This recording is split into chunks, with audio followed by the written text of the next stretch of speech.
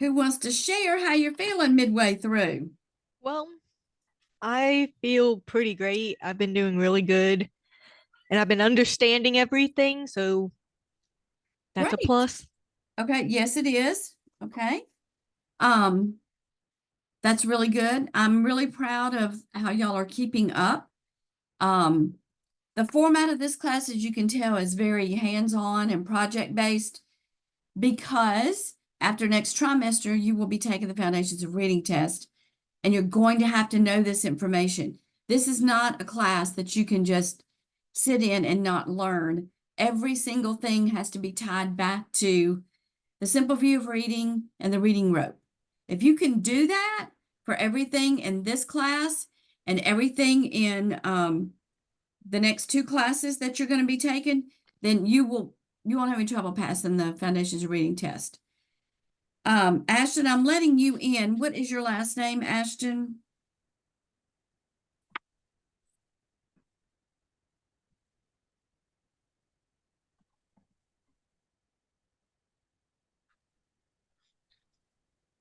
Ashton, when you get in, let me know. I just need to know what your last name is.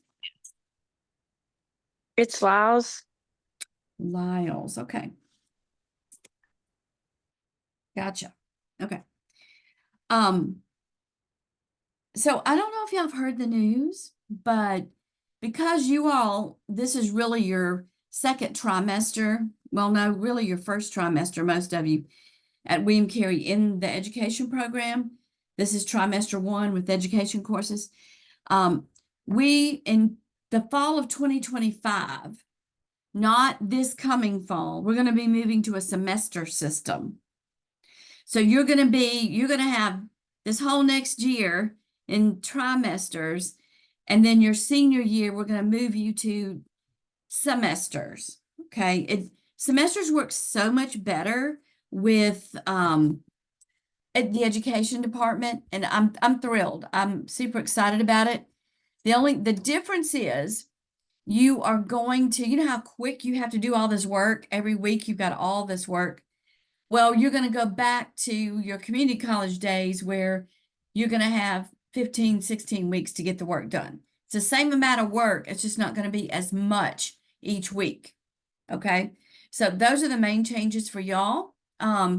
It will, if those of you that went to community college, that's what it's going to feel like. Sometimes 15, 16 weeks can feel like a long time for a class. But it will give you more time to let the process sink in. The main reason it makes me happy is because your field experience is based more easily on the what schools are used to. And so when your senior year, when you start doing your student teaching, your residency 1 and 2, it's going to match up with the school system. Instead of coming in and doing residency 1 or 2 in the winter, say like from November to February, you're going to be on the trimester system then. So we are beginning advising. And if I'm your advisor, I'm going to be trying to get as many of you in a Zoom meeting as I can next week. And the way I did it last time, and it worked out really well, is that I'll send a couple times out. It'll be a Zoom meeting. You'll come on, and then I'll pull you into a breakout room and we'll talk about your schedule and your advising that way. If you want to come in person, just email me and let me know when you can come in person over the next couple of weeks. Okay. So if you will be hearing from your advisor, it officially starts April the 8th. I have so many, so I start next week and try to get ahead of it. We will be advising for summer and fall. Okay. So if you don't want to come during the summer, just make sure that you tell your advisor that, and we will just work on the fall schedule and not a summer. If you want to get ahead of the game, you can come this summer, take 3 classes, which is full time, and get 1 trimester ahead. So it's strictly up to you. It's not any easier. In fact, some students say, oh, I'm going to come this summer because I'm not in a classroom, and it's actually harder for you because you are taking vacations. Okay. And some of y'all are in year-round schools, and so, you're going to start the middle of July. So you don't get much of a summer, but you do get these two-week breaks during the year. Okay, that's just a little housekeeping stuff. Does anybody have any questions about the semester system or advising?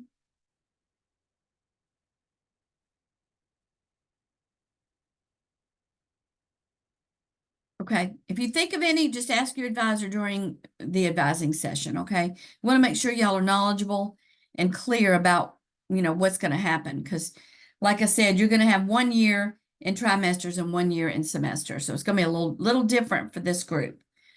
All right, so what I'd like to do is start off with talking about field experience. So this trimester in spring is the hardest because we had Mardi Gras. Well, Mardi Gras was really in winter. You have spring breaks, you have testing. It's very difficult. So those of you that are not TAs, you are probably having a hard time maybe getting your field experience done. Now, I know for this class, it's only 4 hours. It's not much. You should have completed your first field experience, which was observing a reading block, just seeing 2 hours of, most reading blocks are an hour and a half to 2 hours, just seeing what that looks like and then writing your summary. I think most of y'all turned that in. The second field experience that's coming up that's due, you may be having trouble getting in because of spring break. So I'm trying not to grade that. Get in as soon as you can. The difference is you really need to be able to observe a phonics lesson.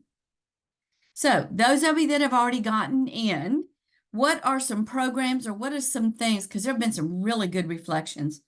What are some things that you saw during a phonics lesson?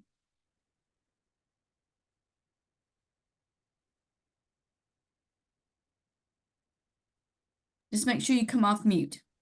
The teacher that I observed, she had several different types of games for their children to play, so that way they stayed involved and were engaged with the whole lesson. So I thought that that was very productive to see that compared to the classroom that I observed last term, where it was very straightforward, like lecture based, and it was nice to be able to see a teacher take action in that. I like that. Thank you, Emma. So you mentioned a couple things. One is student engagement. Y'all, that's the key of teaching. Are the students engaged, right? So if you're a TA or you're walking in a classroom, you really want to judge how engaged are the students. Are there two students, one sitting in the front and one in the back, that are completely ignored? Okay, that goes in your reflection also. And you could talk to your teacher about that. Why is that happening? Why are they being removed? There are different reasons, okay? And so you might want to get some answers for that. But basically, those of you that are TAs, one day when you're in class, just notice the level of student engagement. How well is your teacher keeping these students on task? So a lot of engagement has to do with pacing. So you know how in most schools you have all these interruptions? They'll call over the speaker. Kids will be pulled out, right? That does not bode well for student engagement. There are some schools that are overachieving schools that don't allow any interruptions during the first 2 hours during reading block.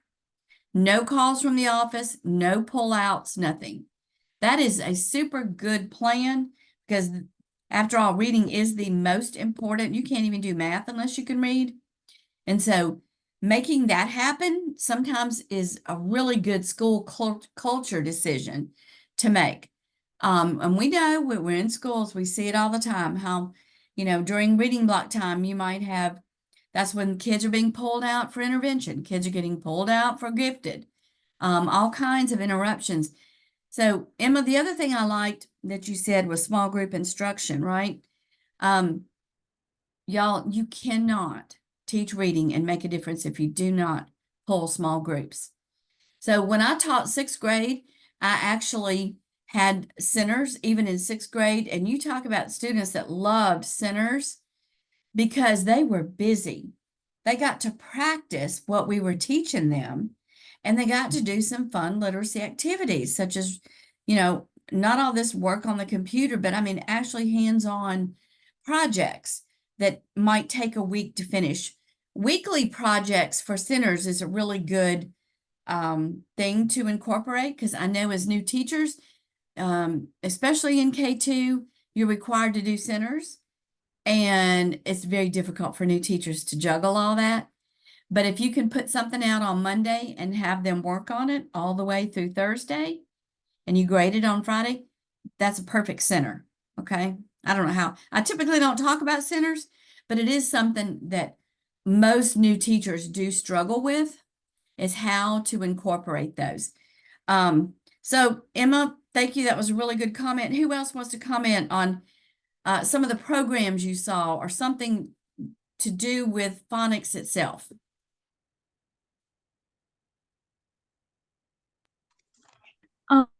Teacher, you were mentioning the small groups. She used Dibbles to monitor her small groups and also Mastery Connect, but when she was telling me all the programs that she uses like former assessments of and Lexia, MobiMax, and West Virginia phonics. Okay, very good. Yes, I remember reading your reflection, because I'm a Dibbles person. I love Dibbles. The reason I like Dibbles, and it's DIBELS, it's an acronym for Dynamic Indicators of Basic Early Literacy Skills. It was one of the first assessments we used for reading. And I was really glad. Now, what school are you in, Riley? I'm in Old Wool Market Elementary. Okay, perfect. So a lot of schools are not using that anymore, but it is free. You can go to the Dibbles website. You have to sign in as a new teacher. There's no fee. They don't track you or anything. But if you want to assess your students, you can go to Dibbles. It's a free assessment, and it's really good. After you complete early literacy 1 and 2, you should feel comfortable administering it, because you have to have a little bit of phonemic awareness and phonics in order to administer it. But what your teacher's using it for is what's called progress monitoring. What grade are you in, Riley? Second. Okay, so is she basically using it for oral reading fluency, where they're reading aloud?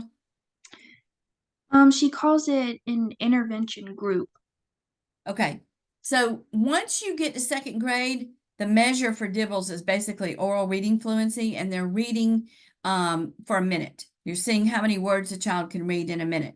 Now, when I say that, it's not about speed, y'all. It's about accuracy. Students need to be 95% accurate in order to comprehend what they're reading. That's a high level, probably higher than, I'm writing that down because that's a good question for those students that are not here, okay? So if students are reading slow, but they're accurate, their comprehension is going to go up. And after all, that's why we're reading, right?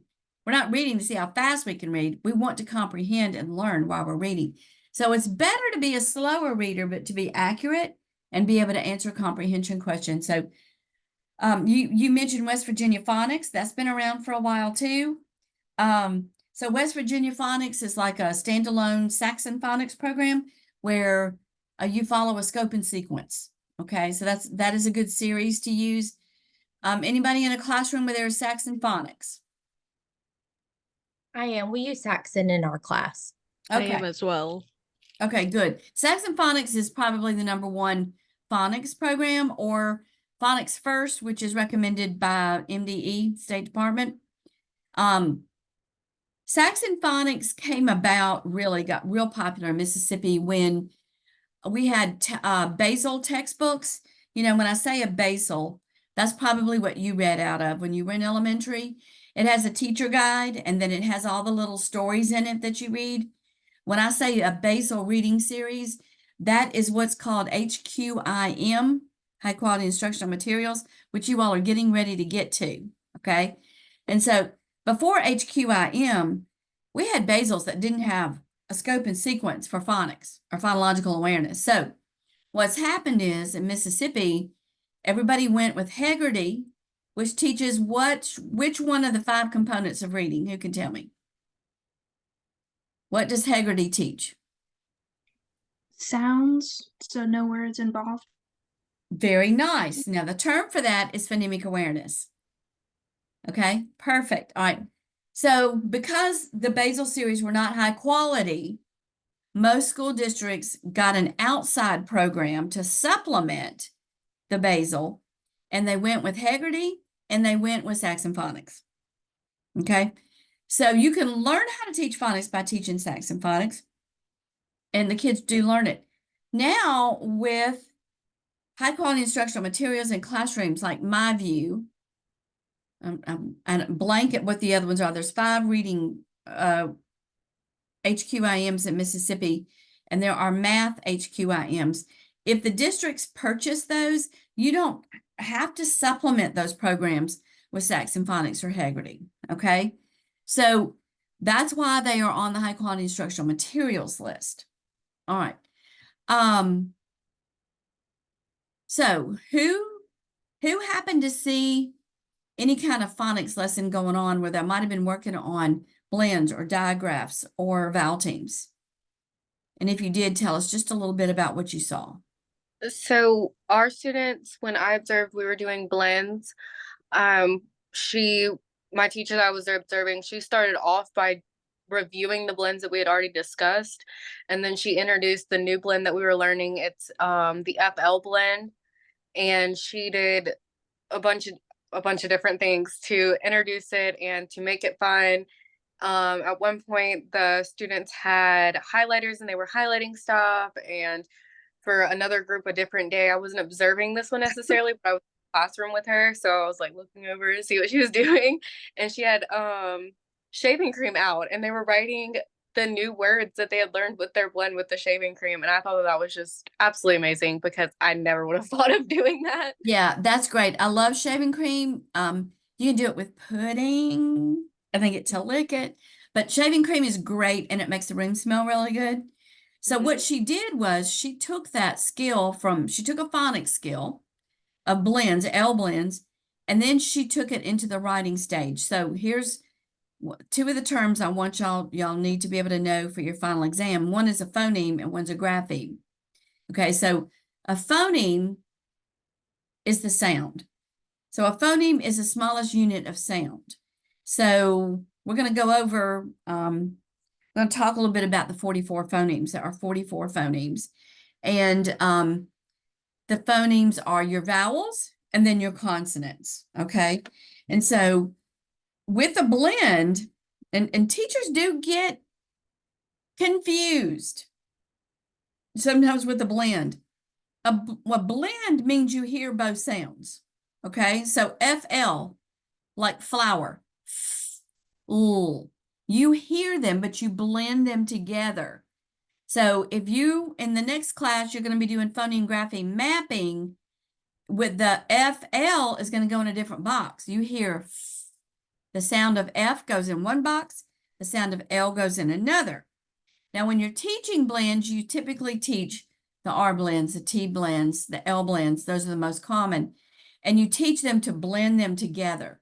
You only separate them for phoneme grapheme mapping because you hear both sounds, which is different than a digraph, which is sh, ah. The SH only makes one sound, shh. So the SH is going to go in one box, and then the O, and then the P. So sometimes if teachers don't have a really good phonics background, they are going to put the FL in one box, okay? So just remember that blends make 2 sounds because you actually hear those 2 sounds, okay? All right. So field experience. If you have not already done your phonics field experience, you need 2 hours in a 2-hour block. Now, what I recommend is that if you're a TA and you're in a kindergarten classroom, just go to another kindergarten classroom. Go see what somebody else's reading block looks like. If you can, the best thing to do if you're a TA is just flip-flop reading blocks with somebody and let them come in your class and you go in theirs, okay? So it's all about exposure. While you're in school, you need to get in as many classrooms as you can.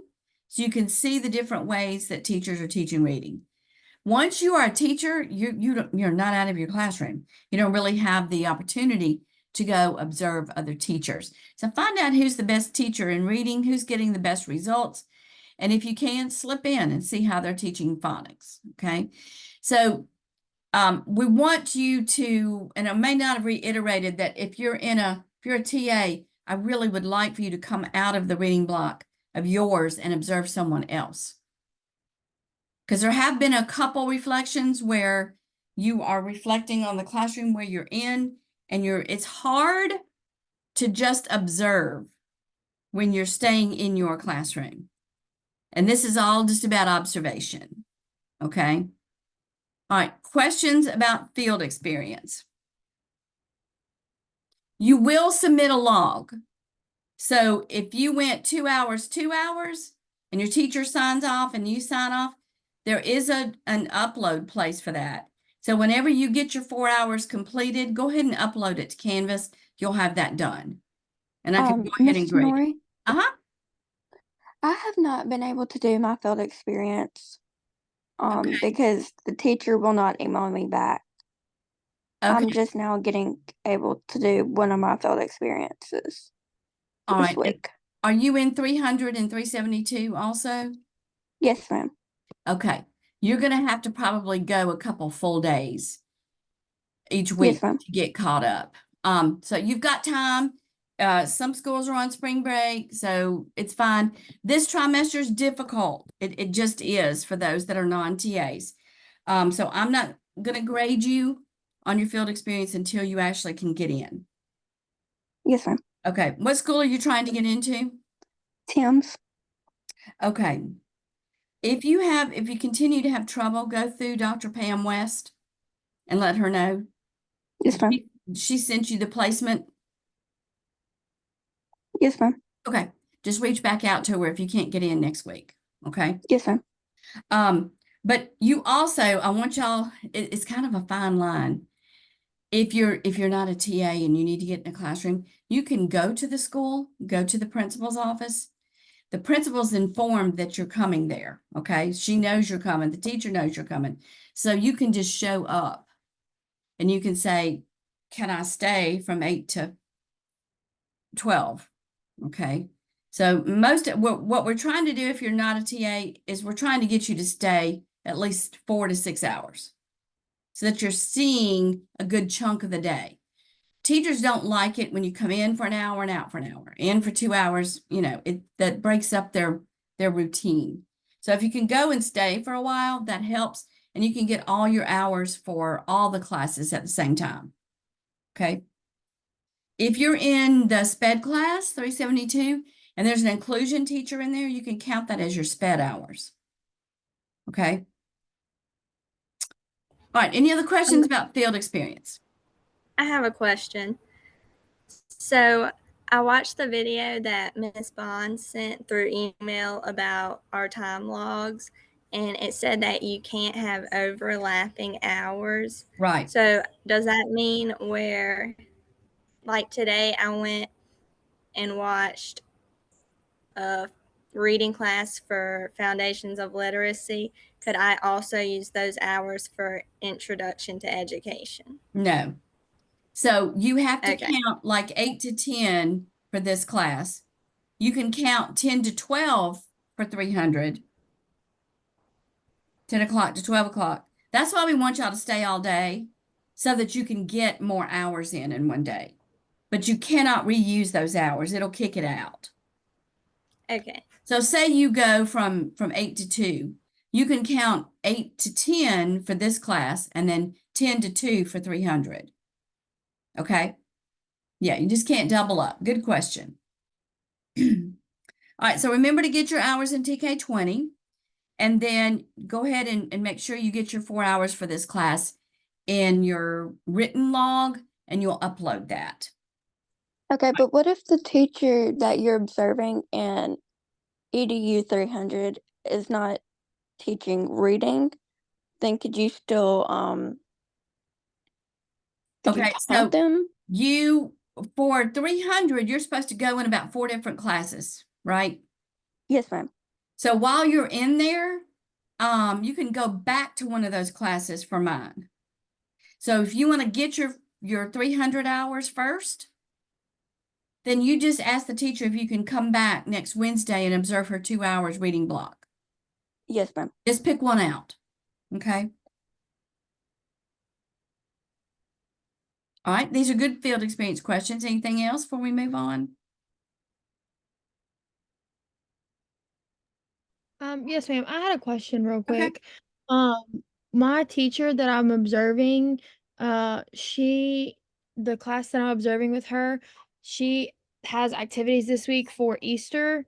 And earlier in the week though, she did do a phonics lesson and I was not able to attend because I'm an interventionist this year. So I bounce from classroom to classroom all day long.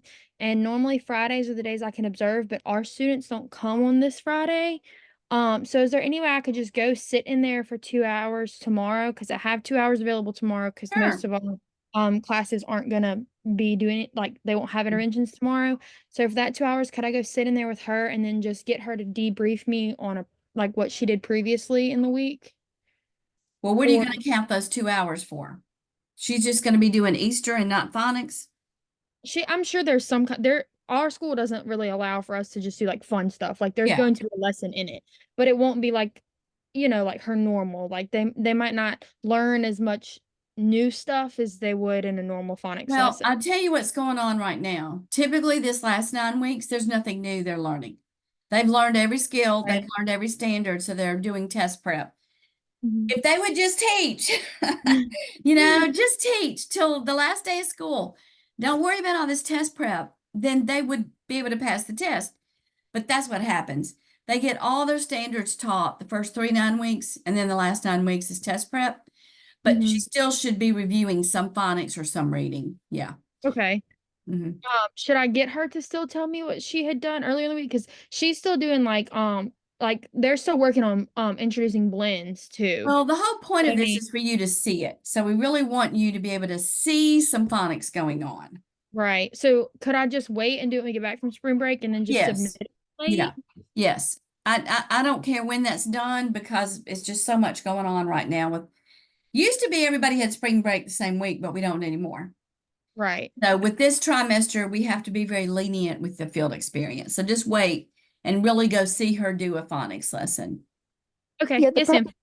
the problem I'm having with my observation is that every time I try to schedule it, they're like, "Yeah, you can come," and then when I get there, they're like, "Oh, we're testing today." Yeah. You're gonna have to let them know what you need to see and when you can come. Yes, ma'am. Okay. And look, that phonics doesn't have to be for 2 hours. Typically, phonics is about 20 minutes.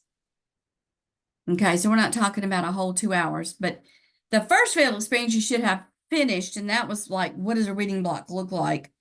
Now it can be a 20-minute phonics lesson. It can be small group or whole group, whichever she's doing. Okay, and that way you can get your other 300 hours. Okay. So for the TK 20, I should wait until I get all 4 hours before I You submit can it. put your 2 hours and 2 hours in. That's fine. Okay. However you're getting them. Yeah, TK 20 is not a problem. They'll take an hour. All right. Okay, so let's move on into some things where okay, so let me share the screen. Oh, that's not what I wanted with this right here. Okay, so here's where the field experience is written up. And I think it's very clear about what to put in your field experience too. You want to do this short little interview with your teacher, right? Because you want to find out, okay, if I'm going in to observe a phonics lesson, what's the purpose of this lesson? Is it digraphs? Is it blends? What is it? And then, so what's the skill? Well, we're teaching the FL blend, okay? What do I need to be watching what do I need to be observing as you're teaching? So those are three just kind of basic questions you can ask your teacher before you observe. And then, I don't want you to observe Haggerty because Haggerty is phonological awareness. So please don't include that.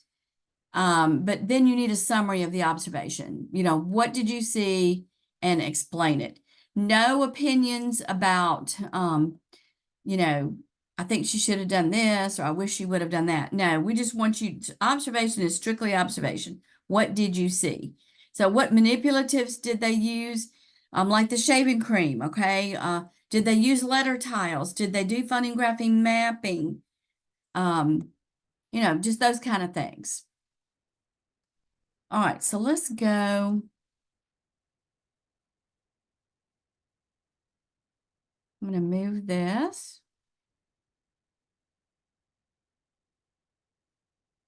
So I can move the screen. Okay, so let's talk about this for a few minutes. These are the two most important things. By the time you graduate and you are a teacher, you should be able to tie every single thing back to the simple view of reading and to the rote model. So the simple view of reading is decoding times language comprehension equals reading comprehension. So in order to become a skilled reader, if a child can decode, because we know this happens, children can decode, but they may not be able to comprehend. We see that a lot, right? We see a lot of real good decoders, but they can't remember what they read. They are not going to be a skilled reader. So what does that look like then? Then during intervention time, if they have this part, word recognition, they know the sounds of the letters, they can decode, and they have their sight words down. They have this piece, but which strand in the reading rote model do they not have? Okay. Is it background knowledge? Is it vocabulary? All right. Is it the structure of a sentence and the verbiage? So then during intervention, you're going to be working on language comprehension, so that you're going to find by testing, which is doing what she's working on with Dibbles, if a student can decode slowly, but they're accurate, that's what we're looking for. Now, here's what happens with children in the opposite. Children that don't have phonological awareness or that have decoding issues, which are, I'm going to say, our struggling readers, our dyslexic children. Y'all, 20% of our children are dyslexic. 4 to 5 children out of every classroom is a dyslexic child. Okay, so in kindergarten, if they're struggling to put a sound with a letter, that's a red flag.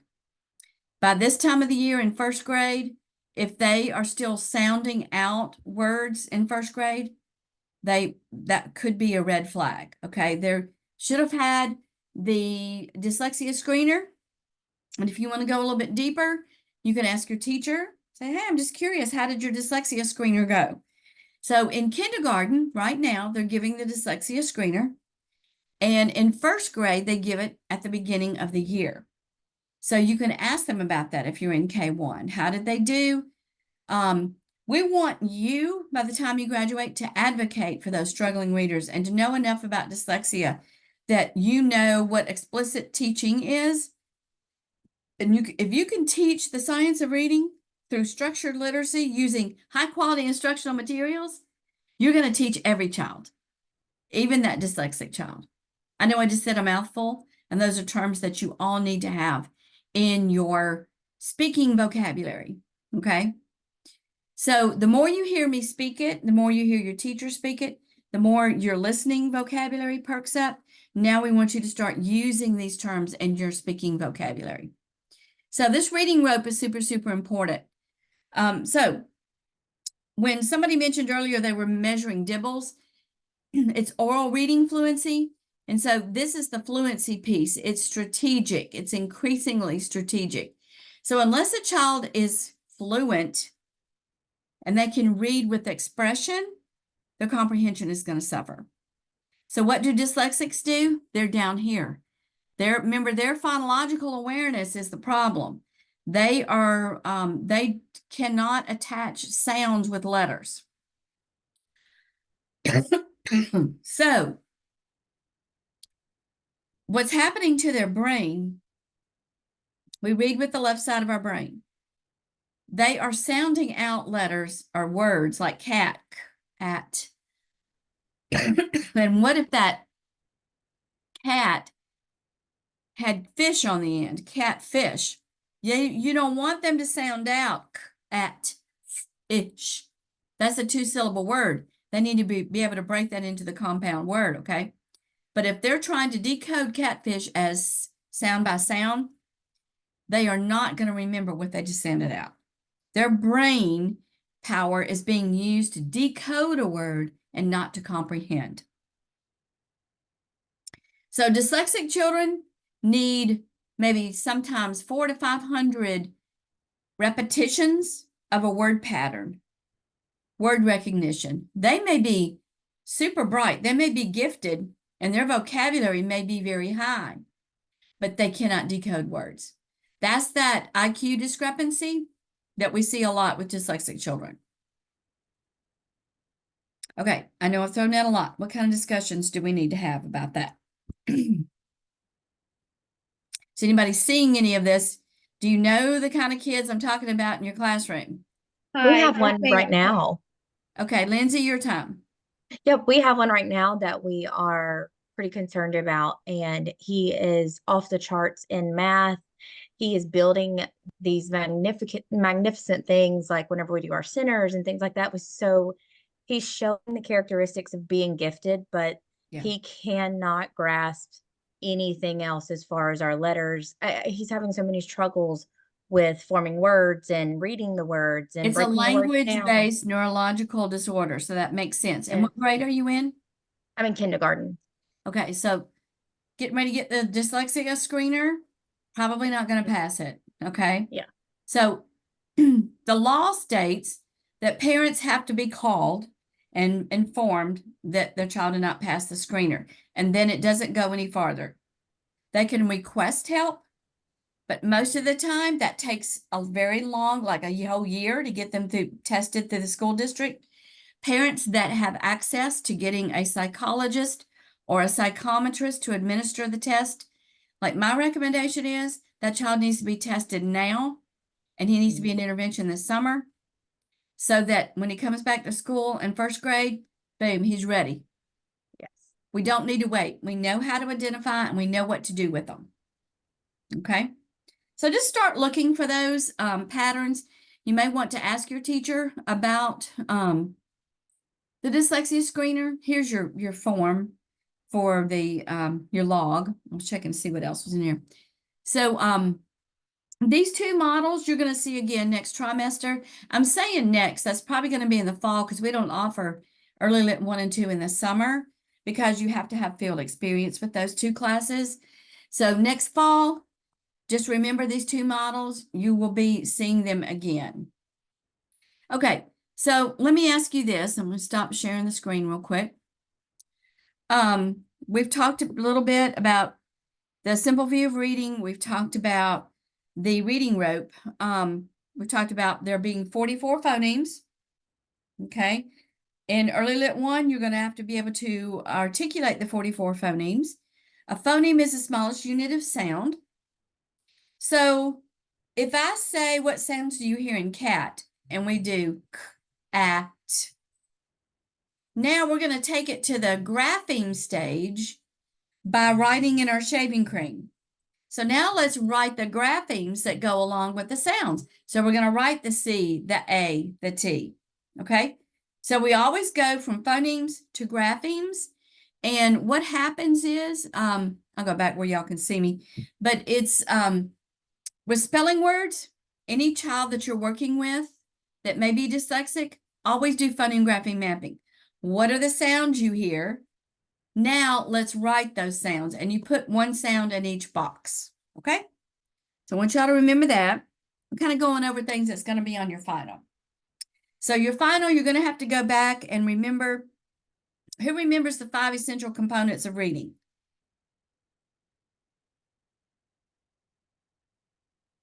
The first one is Haggerty. What is Haggerty? Okay.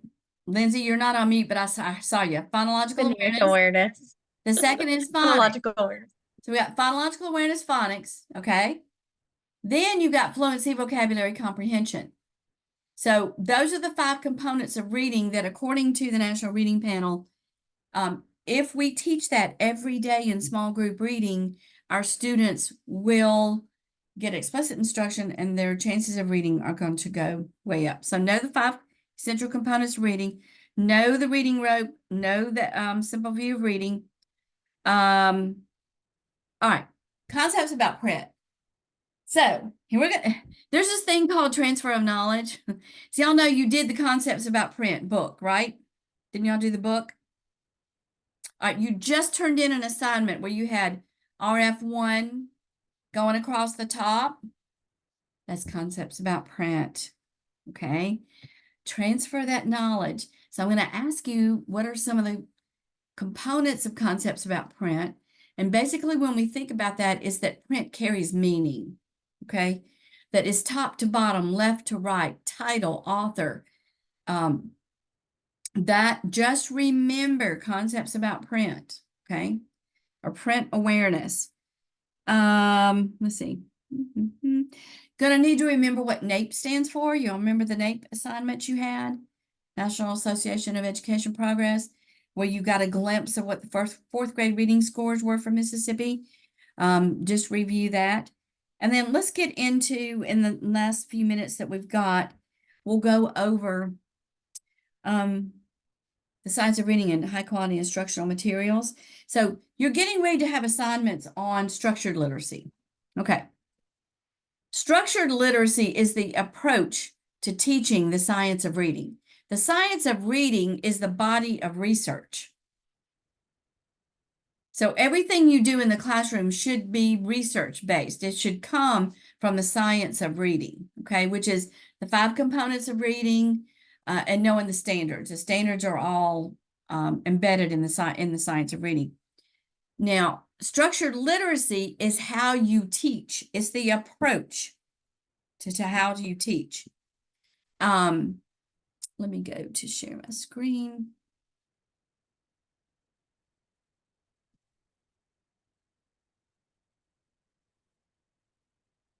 Okay, this is a lot about high quality instructional materials. I don't think I have structured. I don't think I put structured literacy in your, yeah, I didn't put it in your appendix. So structured literacy is the approach. It's the way you teach. That is explicit, comprehensive teaching of reading. All right. So high quality instructional materials, you're going to be hearing a lot about. So if your teacher is using MyView, you may want to ask them, what are you using for what is your research-based reading program? And ask them if it's on the state high quality instructional material list. Okay. I just can't even remember the other 4. You're going to be doing some high quality instructional materials assignments. And remember that this is in your appendix. We've got, here's an introduction video, and then here is the Mississippi website. So this is going to take you to the State Department of Ed's website on high quality instructional materials. And here's just a little piece from there. So here again, here's a science of reading video. There's a lot of good stuff on the Mississippi Department of Ed website. And you are going to be doing some, I think the next assignments are 4 assignments on structured literacy. Let me double check that. And then you're going to get into high quality instructional materials.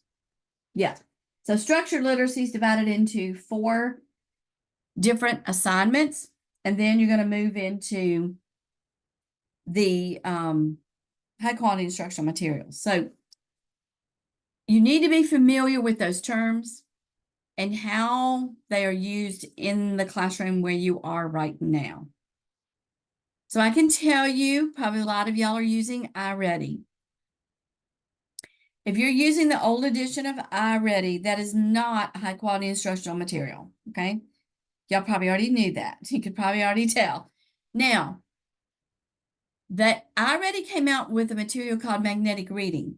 If anybody has magnetic reading, that's scored extremely high on high quality instructional materials rubric. So that is on the approved list, okay? but the other iReady is not. So when the contracts are up in your district for iReady, your districts will be moving to an HQIM that is recommended by the State Department. Okay. So I know I've given you all lots of information. But you know, whenever you hear something, just either jot it down, ask me during class, or ask your teacher, because they should be familiar with these terms too. So everything that we just talked about, those are items that are going to be on your final exam. Now we're going to meet one more time. We're meeting April the 16th. And we'll go over the final exam again then. Okay. But everything I just told you, mostly if you know reading, if you know these vocabulary words, you're going to do fine. If you know what the science of reading is, if you know what SVR is, if you know what a phoneme is, a grapheme, those are all new terms for you right now, possibly. But if you know what those terms are, you're going to do fine. Okay, so I've done a lot of talking. We get some comments, some feedback on any of those terms that you may want to talk about. So the science of reading is big. It's the research base. Structured literacy is how we teach it. And we teach it using high quality instructional materials. So those are three terms that you need to know and how they fit together in your classroom. So if you're a TA, ask your teacher about those terms tomorrow. Okay, and y'all have a conversation about it. She may not know a whole lot about high quality instructional materials yet, other than she may have been on a textbook committee that helped pick the textbooks out. And that may be all. What high quality instructional materials do is they level the playing field. So in a state, and believe it or not, Mississippi's ahead of the game with science wereading in the dyslexia world and high quality instructional materials. We truly are ahead of most states. All right, so we'll use Louisiana. Okay, so everybody's following Mississippi's model because Mississippi went from being 50th in the United States to being 21st, okay? So all these things, the way we got ourselves off the bottom is through looking at and using the science of reading. Now, if some of school districts are still using iReady and not using high quality instructional materials, they're at a disadvantage because there are some districts that are writing their own curriculum. Okay? You've got to have a scope and sequence. That's what the science of reading is based on. Scope and sequence and comprehensive and systematic. If your reading program K through 6 is not based on the science of reading, you are not using high quality instructional materials. Okay. If you're creating your own materials, we don't want that. We want you to get an HQIM from Department of Ed and use that so that all kids, all readers are exposed to high quality materials. Okay. So it's trying to level the playing field.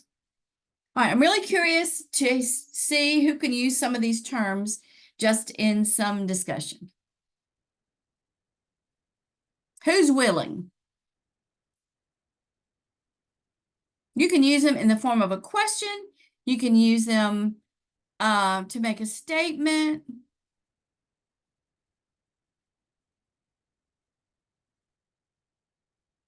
On the concept of print, it's a concept about print. I think it had something to do regarding an assignment that we did recently with the chart and the tables. Did you count off for if it was like in paragraph and it wasn't in like a column form? Yes, you have to resubmit. Okay, I was just wondering about Yeah, that. because the directions say follow this template, create a chart. When I say create a chart, I want a chart. So I Okay. have to grade a lot of papers, and I want to see the same thing. I want to see the same standards across the top, and then I'll look at your strategy to see if your strategy is appropriate for that concepts about print. So there are 4 RF standards. RF is Reading Foundation Standards, okay? The first one is phonological awareness, and then it's phonics, and then it's fluency. Concepts about print is the first one. So that's that RFK1. It has to be mastered in kindergarten. The only RF1 standard in first grade is sentence structure. Can they capitalize? Can they punctuate?